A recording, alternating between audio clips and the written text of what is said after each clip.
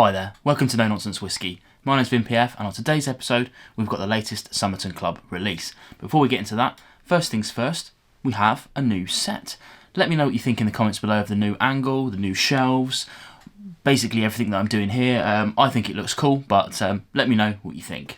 In any case, let's get on to today's whiskey, and that is the King's Inch Director's Cut Best of Bourbon. Now, this came to me via my Summerton Club subscription, which I pay for every 2 months. That's 50 quid. You get a random bottle through the post, and I was lucky enough to get this a little early this month to allow me a bit of time to open up with this. Now, if you haven't heard of King's Inch, they're a relatively new brand on the block in terms of their releases. This is only their third release. The first two are kind of standard releases. We've got a kind of nominal ex-bourbon, ex-sherry general release 45 quidder, and then we've got a single cask sherry butt release, and that's 75 quidder, and that's not cask strength, but it is high ABV at 58%. But yeah, so they're relatively new. But the interesting thing about these guys is they're actually using a different distillery. They don't have their own distillery. It's Courageous Spirits who own this King's Inch brand, which incidentally is an old unit of measurement, which is 3 barley corns laid end to end or whatever, but you know, it's just a brand name at the end of the day. But what they're doing is they're using the Glasgow distillery, the 1770 distillery, and basically just using their equipment. Now they're bringing their own materials in, they're bringing their own kind of their own barley in, they're distilling in their own way, so they're doing their own narrow cut. They're also using their own barrels, of course, their own casks, and they're taking that away to their own warehouse as well. So really they're just using this equipment, which is an interesting way to go, I think, especially when you know that it's Glasgow. The first releases, now here's the thing, so the first releases, I did try them, and although at the time I didn't know it was Glasgow distillery, it's very limited the amount of distilleries you've got in Glasgow to actually pick from, especially when they're saying it's a Glasgow city distillery. Very limited indeed. And if you've tried those distilleries before, which I have, for me it was pretty obvious which one it was, so it's not a secret anymore, and nor do I think it should be, because anyone who's tried the actual distillery, Glasgow 1717, you know, I've got some bottles around here somewhere. The distillery character shines through in this, even though they're using their own materials. You can't deny the effect of the actual equipment itself. It's undeniable. It's in there. You can sort of tell.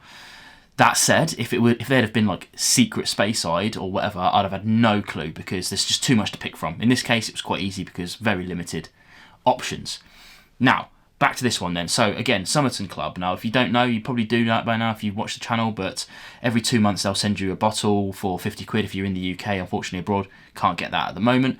And nominally, it's good whiskey. You know, I think I can probably count 2 that I didn't really like that much, and funny enough, both of them have been ryes. So rather than that being Summerton's fault, I think that's pretty much just me not liking rye. Right then, let's get into this one and see what we've actually got. King's Inch, nice square bottles. Interesting. Don't really talk about this sort of stuff much, but you know, it's a very striking bottle. I've been interested to try this for a while, but there you go.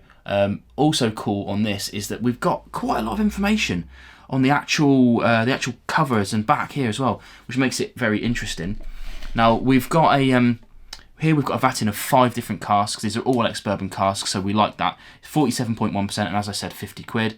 I am not sure if this is going to be released. It might have been a Summerton exclusive, so I don't know about how much this is going to be when it goes out and about.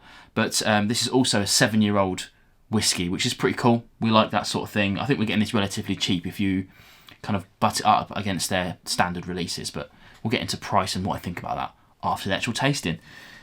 Less said about it, the better then, and move on. So I'll say cheers to you, blink, and we'll have a look at the nose and see what we've got. Now for me, it starts out with a kind of what I would call a typical ex-bourbon kind of nose. It's things like vanillas, toasted oak, creme brulee, but then it kind of goes on to a bit of a, it's almost like fruit salad. You know, I enjoy that sort of thing. Those fruit salad sweets, you know what I'm talking about. It's like tropical notes. Let's get onto the palate.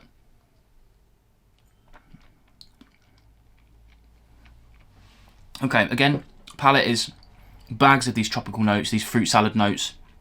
It elevates into kind of like a white pepper spice for me, and then you're kind of getting those oaky elements at the back. The finish is Actually quite lovely. It goes on perhaps kind of medium long, fruity, peppery, that sort of thing. I think it's pretty good. Now, in terms of like value and things like that, I'm really enjoying this. 50 quid seems right, like bang on for this, especially when you compare it to the things that that are coming out from King's Inch and from Glasgow Distillery as well. Really enjoying that sort of thing. For me, very happy with this.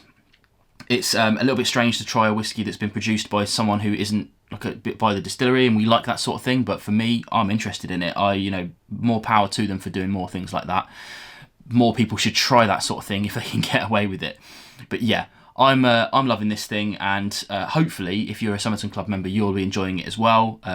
Unfortunately, I don't think you'll be able to get this if you're not Summerton Club, but look out for King's Inch, because I've tried the standard release and the sherry butt, and I preferred the standard release for 45 quid. I'm a cheap date. So yeah, if you've tried King's Inch, let me know what you think in the comments below. Again, let me know what you think of the new set and the new vibes. I'll see you again on more No Nonsense Whiskey videos.